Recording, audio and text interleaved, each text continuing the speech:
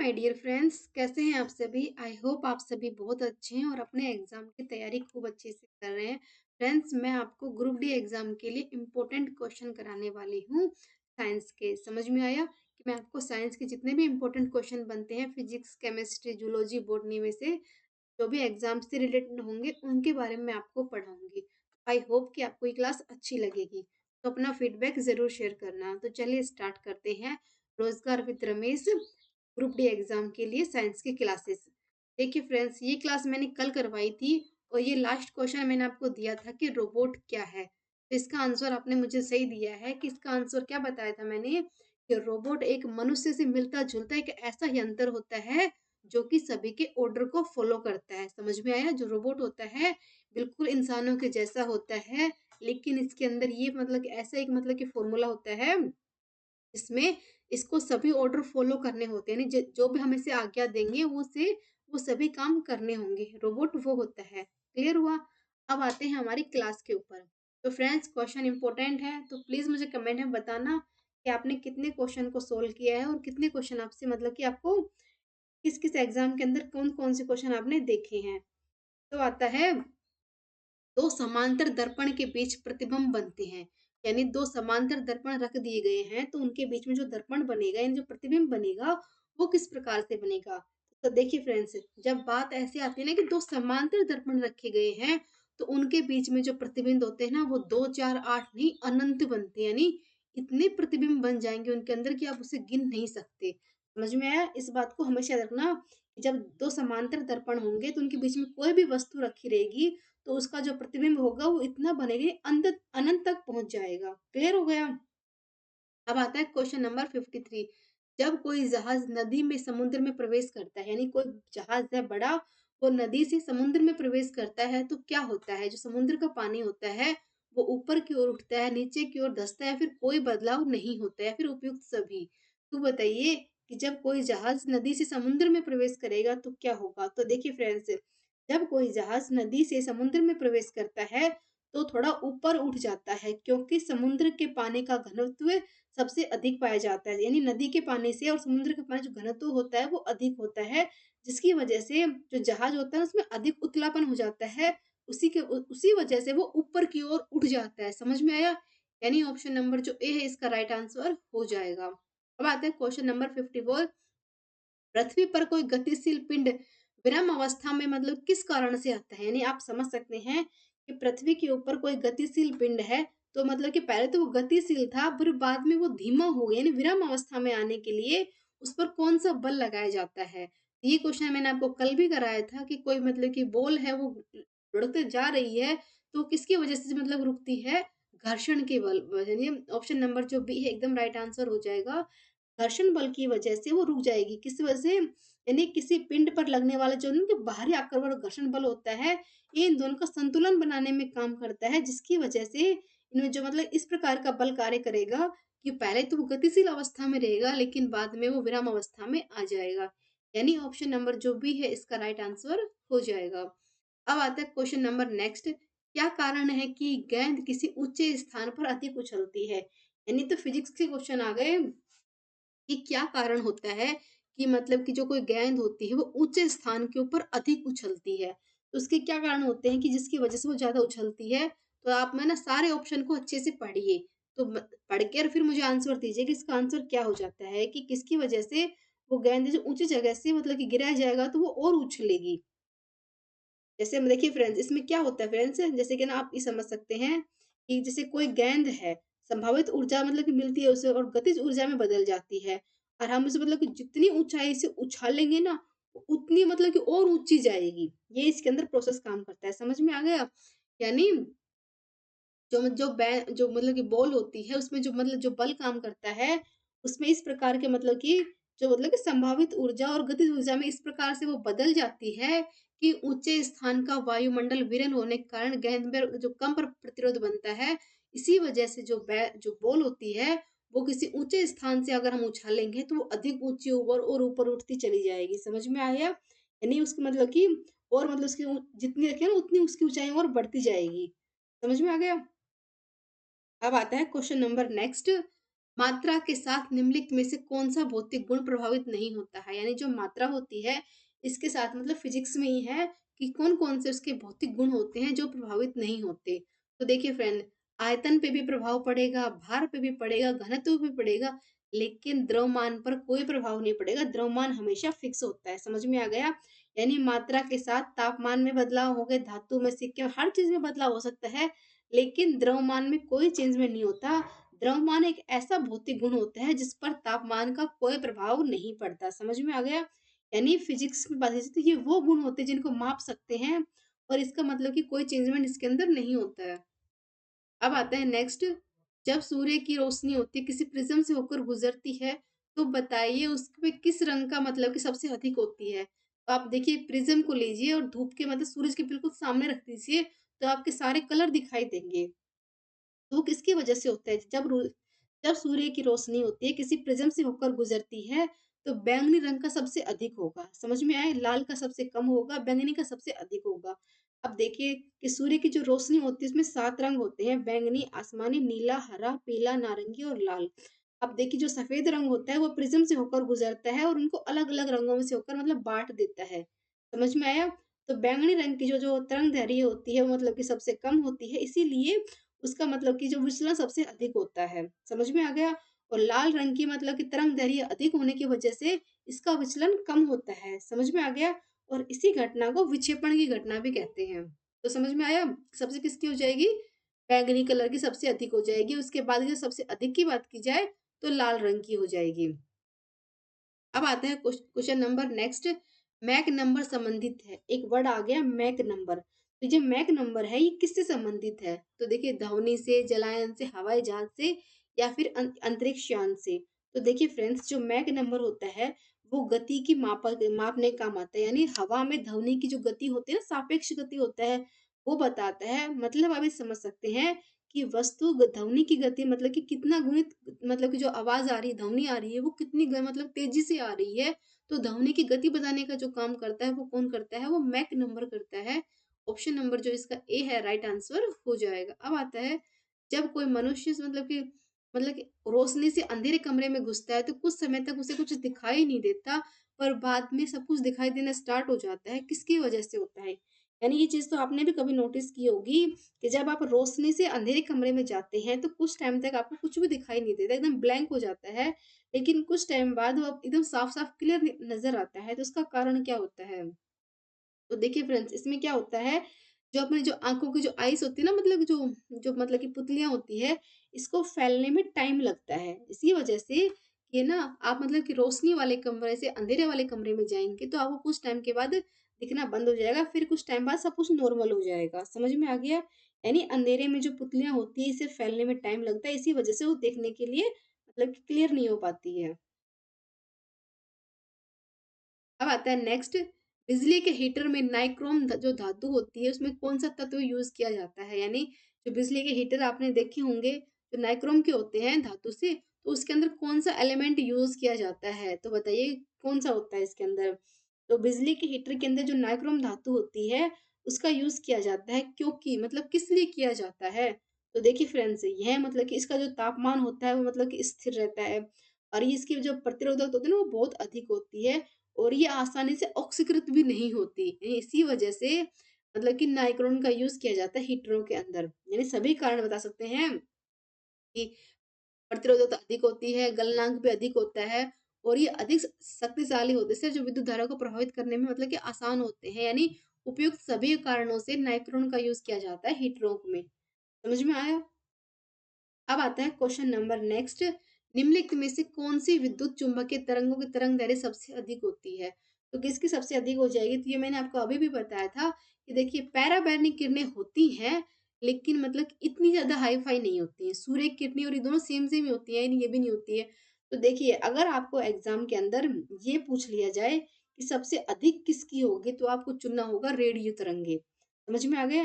यानी जो जिसे ना रेडियो तरंगों की सबसे अधिक होती है। लेकिन यहाँ तो रेडियो तरंगे ऑप्शन में ही नहीं है, तो उसके हिसाब से उसके बाद आता है अवरक्त किरणें।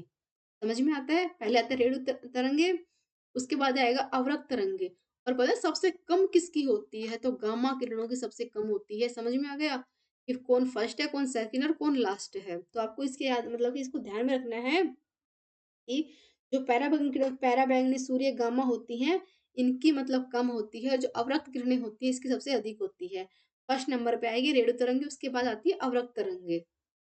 अब आता है क्वेश्चन नंबर नेक्स्ट, किस धातु का गलनांक सबसे अधिक होता है? यानी कौन सी ऐसी धातु होती है जिसका गलनांक सबसे अधिक होता है? जैसे ओसियम हो गया, टंगस्टन हो गया, मेलिस्टियम हो गया, एल्युमिनियम हो गया। कौन सा हो जाएगा? टंगस्टन। यानी ऑप्शन नंबर जो बी है इसका राइट आंसर हो जाएगा।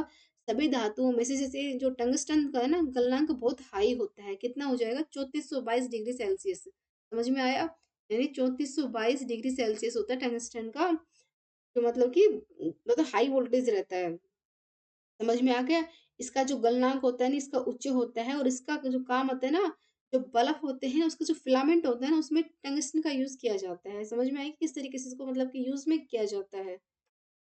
अब आता है नेक्स्ट, सबसे हल्की धातु कौन-सी है? यानी सबसे जो हल्की धातु होती है ना सभी धातुओं में से, तो सबसे हल्की धातु कौन-सी हो जाएगी? तो वो हो जाएगी फ्रेंड्स लिथियम। ऑप्शन नंबर जो ए है एकदम राइट आंसर हो जाएगा। अगर इसके साथ जैसे हीलियम आ जाए ऑप्शन के अंदर तो आपको हीलियम को चूज़ करना है, लेकिन इस ये मतलब ऑप्शन में हीलियम नहीं है तो लिथियम है, तो हमें लिथियम को चूज़ करना होगा। तो लिथियम का कितना होता है परमाणु क्रमांक? वो हो जाएगा 3, यानी सबसे कम हल्की होती है और इसको Li से प्रेज़ेंट किया जाता है। समझ में आया? अब आता है क्वेश्चन नंबर नेक्स्ट, जो ध्वनि की गति सर्वाधिक होती है, जो ध्वनि की गति होती है वो सर्वाधिक किस में होती है? वायु में, जल में, निर्वात में या फिर स्टील में? तो देखिए फ्रेंड्स आप सबने पढ़ा भी होगा कि जो ध्वनि की गति होती है वो सबसे अधिक स्टील के अंदर होती है। यानी स्टील की अगर एक चम्मच भी नीचे गिरती है तो उसकी कितना मतलब कितनी आवाज़ आती है। लेकिन वायु, जल, निर्वात में तो कुछ होगा ही नहीं और वायु में भी मतलब कि नहीं हो पाता है। बहुत ज़्यादा आँधी चल रही है उसमें वही मतलब कि नहीं हो पाएगी, जल में भी नहीं हो पाता, लेकिन जो स्टील होता है, इसमें ध्वनिक गति सबसे अधिक होती है, सुपर फास्ट होती है। समझ में आ गया? अब आता है नेक्स्ट क्वेश्चन, जब किसी धातु को गर्म किया जाता है, तो उसके घनत्व पर क्या प्रभाव पड़ेगा? यानी कोई भी धातु है, मेटल है, उसको हम गर्म करेंगे, तो उस पर क्या असर पड़ेगा? उसके आयतन पे। तो फ्रेंड्स जो उसका घनत्व होता है ना, उस वो घट जाएगा। समझ में आया? यानी ऑप्शन नंबर सी इसका राइट आंसर हो जाएगा। अगर हम किसी धातु को गर्म करेंगे, तो उसका घनत्व कम हो जाएगा। किसकी वजह से होता है? क्योंकि जो धातु होती है ना, उसका आयतन बढ़ेगा, जो मतलब जो उसका जो द्रव्यमान रहेगा ना, वो समान रहेगा। लेकिन उसका जो घनत्व होगा वो धीरे-धीरे घट जाएगा। समझ में आ गया? जैसे आप समझ सकते हैं कि घनत्व और जो आयतन होता है ये तुमसे एकदम सेम-सेम ही होती हैं। अगर घनत्व घटेगा तो द्रव्यमान और आयतन सेम रहेंगे, लेकिन अगर घनत्व बढ़ेगा तो इसमें भी कोई चेंजमेंट इसमें नहीं होगा। और गर्म करने पे जो आयतन होता है उसमें मतलब वृद्धि होती है और लास्ट में वो घट जाता है। अब आता है नेक्स्ट कि लाल रंग का मतलब कि गुलाबी हरी रोशनी से कैसा दिखाई देगा? यानी आपको ये रेड कलर है और यहाँ पे अगर ब्लैक मतलब कि गुलाबी हरा रंग आ जाए, तो इसका कलर कैसा हो जाएगा? तो आप इसको मतलब ट्राई भी करके देख सकते हैं कि मतलब कि कैसा हो जाएगा। अगर हम हरी रोशनी के अंदर लाल रंग का मतलब देखेंगे, तो वो काला दिखाई देगा। समझ में आया? यानी ऑप्शन नंबर जो इसका सी है राइट आंसर हो जाएगा। हरा रंग रहेगा वो काले रंग में चेंज हो जाएगा, क्योंकि जो लाल रंग होगा ना उसके जो मतलब हरे फूल होंगे ना उसके कलर को मतलब कि अब्ज़ॉर्ब कर लेंगे, जिसकी वज़ह से जो लाल रंग होगा वो गायब होकर काले रंग में चेंज हो जाएगा। समझ में आया? यानी जो रंग होता है, प्रकाश होता है, जो तरंगधारी होती है इसके ऊपर डिपेंड करता है और हमारी आँखों को ब्लैक कलर ही नज़र आएगा और जो लाल फूल होगा ना, उसकी जो तरंगधारी होती है वो मतलब बार-बार चेंज होती रहती है, जैसे कि कभी कम होगी, कभी ज़्यादा होगी। समझ में आया? तो इसी प्रकार से अगर लाल रंग पर गुलाबी हरी रोशनी डालेंगे तो वो काली रंग की हो जाएगी। अब आता है नेक्स्ट, दूध की शुद्धता किस यंत्र से द्वारा मापी जाती है? यानी दूध कितना प्योर है इसको मापने के लिए किसका यूज़ किया जाता है? मैनोमीटर, हाइड्रोमीटर, लैक्टोमीटर या फिर फेदोमीटर? तो आपने सबने पढ़ा भी होगा कि जो दूध कितना मतलब उसमें कितना पानी मिला हुआ है, नहीं मिला हुआ है, कितना साफ-सुथरा है, तो उसको जाँच करने के लिए लैक्टोमीटर का यूज़ किया जाता है। यानी ऑप्शन नंबर जो सी है इसका राइट आंसर हो जाएगा। दूध की शुद्धता मापने के लिए लैक्टोमीटर का मतलब एक यंत्र होता है जिसका यूज़ किया जाता है, जिससे दूध का घनत्व मापकर उसकी शुद्धता की जाँच की जाती है। और जो लैक्टोमीटर होता है, एक ऐसा हाइड्रोमीटर उपकरण होता है जो कि दूध के घनत्व से मतलब कि मापने से उसमें बता देता है कि उसमें क्या-क्या मतलब कैसे कितना शुद्ध है, कितना शुद्ध नहीं होता है। समझ में आ गया? यानी इसमें दूध की कुछ बूँदें डाली जाती हैं, फिर उसमें जाँच होती है, फिर उसमें पता पता चलता है कि दूध में पानी की मात्रा किस % से मिलाई गई है। समझ में आया? अब आता है नेक्स्ट, डायनोमा का कार्य क्या होता है? जो डायनोमा होता है उसके कार्य किस प्रकार से होते हैं? तो आप सभी ने पढ़ा होगा कि जो डायनामो होता है एक तरह की यांत्रिक ऊर्जा होता है, जो कि विद्युत ऊर्जा में चेंज करने का काम करता है। समझ में आ गया? यानी यांत्रिक ऊर्जा को विद्युत ऊर्जा में बदलने के लिए डायनामो का यूज़ किया जाता है, जो कि एक प्रकार का विद्युत जनरेटर होता है। समझ में आ गया? जो ऐसे मतलब काम करेगा, यानी जो जो डीसी धारा होगी ना उसको उत्पन्न करने का जो काम करेगा ना, वो ये करेगा। समझ में आ गया? यानी जो डायनामो होता है उसका मुख्य कार्य यांत्रिक ऊर्जा को विद्युत ऊर्जा में चेंज करना होता है, और यह विद्युत चुम्बकीय सिद्धांत के ऊपर कार्य करता है, जो कि एक प्रकार के मतलब कि जनरेटर के रूप में रहता है, और इसका काम क्या होगा, डीसी धारा को उत्पन्न करना होगा। समझ में आ गया? अब आता है नेक्स्ट कि टेलीविजन का आविष्कार किसने किया है। जो जो टेलीविजन होता है इसका आविष्कार किसके द्वारा किया गया, जो हम टीवी देख रहे हैं तो किसने किया था फ्रेंड्स?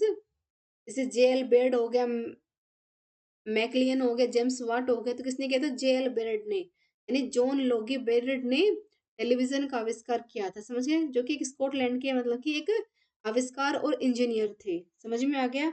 और जॉन लेगी बेरेट ने मतलब कि 1888 के अंदर, यानी क्या लिखती हूँ मैं, 1888 के अंदर टेलीविजन का आविष्कार किया था, जो कि मतलब पहली बार कब किया गया था कि 25 मार्च 1950, मतलब कि पहला मतलब कि इस तरह से उसको मतलब चला के दिखाया था, यानी खोजा गया और मतलब चलाने में कम काबिल हुए थे। बस 25 मार्च 1925 के दिन इन्होंने मतलब कि पहला ऐसा कार्यक्रम किया था जो टीवी के ऊपर शो हुआ था। समझ में आ गया? अब आता है नेक्स्ट, हड्डियों में तथा दांतों की रासायनिक पदार्थ विद्यमान होते हैं उसमें क्या कहते हैं, यानी हमारी हड्डियों और दांतों के अंदर जो केमिकल मतलब रिएक्शन होती है, मतलब जो पदार्थ होता है उसे क्या कहा जाता है? तो उसका सबको पता होता है कि हमारी हड्डी और दांतों में मतलब क्या होता है, कैल्शियम फास्फोरेट। समझ में आया? ऑप्शन नंबर जो सी है इसका राइट आंसर हो जाएगा। इसी की वजह से हमारी जो दांत और हड्डियां होती है मजबूत बनी रहती हैं। अब आता है क्वेश्चन नंबर नेक्स्ट, लोहे के में पाइप में मतलब पानी की सप्लाई की जाती है और इसमें जस्ते की परत लगाई जाती है ताकि जंग ना लगे, तो इस प्रक्रिया को क्या कहते हैं? यानी आप सभी जानते हैं कि जो भी लोहे के पाइप होते हैं उनको खुला नहीं छोड़ते हैं, और पानी की सप्लाई के लिए मतलब अगर खुला छोड़ देंगे उस पे जंग लग जाएगा, तो उस पे मतलब जंग लगेगा तो वो कमजोर हो जाएगा, तो उसे जंग से बचाने के लिए जस्ते की एक परत चढ़ाई जाती है उसमें, ताकि उस पे जंग ना लगे, तो इस प्रक्रिया को क्या कहते हैं? तो इसका आंसर क्या हो जाएगा? यसद लेपन, यानी गैलोडाइजेशन बोला जाएगा, और हिंदी में कहेंगे इसको यसद लेपन। का मतलब ये होता है कि एक मतलब ऐसी भूरे रंग की परत चढ़ाई जाती है जिसमें मतलब कि जंग का कोई काम नहीं होगा। जैसे कि ना लोहा हो गया, स्टील हो गया, इसके ऊपर एक पतली परत चढ़ाई जाती है जिससे जंग नहीं लगेगा। ये उसका काम क्या होता है? जैसे लोहा, स्टील आदि को जंग से बचाने के लिए इसका यूज़ किया जाता है। अब आता है नेक्स्ट, किस अमल का उपयोग निर्जलीकरण के रूप में किया जाता है, यानी कौन सा अमल होता है जिसका यूज है जो कि निर्जलीकरण के लिए किया जाएगा, तो कौन सा हो जाएगा? Sulphuric acid. ऑप्शन नंबर जो बी है एकदम राइट आंसर हो जाएगा। सल्फ्यूरिक एसिड का यूज निर्जलीकरण के रूप में किया जाता है। अब आता है नेक्स्ट, विलय को विलयन का पृथक किया जाता है। जो विलय का विलयन होता है उसको पृथक किसके द्वारा किया जाता है? जैसे कि ना ये आवर्सन हो गया, वाष्पीकरण हो गया, निस्पंदन हो गया, क्रिस्टलीकरण हो गया। इसके 4 मतलब कि स्टेप होते हैं, और फर्स्ट कौन-सा होता है? आस्वादन। यानी ऑप्शन नंबर जो डी है एकदम राइट आंसर हो जाएगा। आस्वादन के द्वारा जो विलय को विलयन से मतलब अलग किया जाता है, यानी अलग-अलग करने का जो प्रोसेस होता है वो मतलब आस्वन होता है, फिर वाष्पीकरण होता है, फिर निस्पंदन होता है, उसके बाद क्रिस्टलन होते हैं। ये सब मतलब कि 4 प्रोसेस होते हैं, और फर्स्ट नंबर पे आ जाएगा आसवन। समझ में आ गया? यानी यह एक ऐसी विधि होती है जिसका प्रयोग तब होता है जब विलायक और विलय दोनों तरल रूप में हो और दोनों को अलग-अलग करना हो। समझ में आ गया? यानी दोनों का जो मतलब अलग-अलग करना हो तो उसे मतलब इसका यूज़ किया जाएगा। और वाष्पीकरण क्या होता है? एक ऐसा ठोस विलय होता है जो कि विलायक तरल हो, ये ठोस हो, तो इनको अलग करने के लिए वाष्पीकरण के रूप में इसका यूज़ किया जाएगा। और निस्पंदन क्या होता है? यह एक ऐसा विलय ठोस होता है जो कि विरायल तरल होता है, लेकिन जो विलय होता है ना उसका मतलब कण बड़े-बड़े हों तो इसके द्वारा इसका यूज़ किया जाता है। समझ में आ गया? अब आता है नेक्स्ट, निम्नलिखित में से कौन-सी वायुमंडल में नहीं है? यानी हमारे वायुमंडल के अंदर कौन-कौन सी गैसें मौजूद हैं? आप ये भी बता दीजिए, और कौन-सी नहीं है और ये भी बता दीजिए। इसका आंसर आप मुझे कमेंट में भी देंगे। तो कौन-सी नहीं है वो तो मैं बता दूँ, क्लोरीन हमारे वायुमंडल के अंदर नहीं है। समझ में आया? यानी ऑप्शन नंबर सी एकदम राइट आंसर हो जाएगा।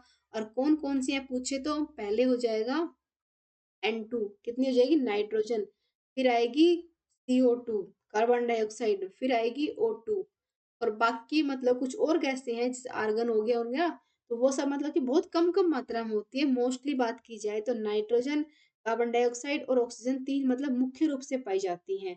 और नाइट्रोजन की बात की जाए तो 78% हो जाएगी, ऑक्सीजन की बात की जाए तो कितनी हो जाएगी, 1 सेकंड, ये हो जाएगी 21% और CO2 की बात की जाए तो 0.4% हो जाएगी। अब आते हैं क्वेश्चन नंबर 75। पोटेशियम क्लोरेट को गर्म करने पर क्या होता है? तो इसका आंसर आप मुझे कमेंट बॉक्स में देंगे कि पोटेशियम क्लोरेट को अगर गर्म करेंगे तो उसमें क्या होगा, यानी क्या चेंजमेंट उसके अंदर होगा। यदि गर्म करेंगे तो मतलब कि मतलब किस प्रकार से, मतलब जो है ना कि कौन-कौन सी अभिक्रिया होंगी, जैसे कि पोटेशियम हो गया, ऑक्सीजन हो गया, इन दोनों के बीच में कौन-सी अभिक्रिया होती है और इसका मतलब कि आंसर क्या बनेगा? के बारे में आप मुझे कमेंट में बताना और अपना फीडबैक ज़रूर देना। क्लास आपको कैसी लगी कमेंट में बताना। लाइक, शेयर, सब्सक्राइब करना। Thank you.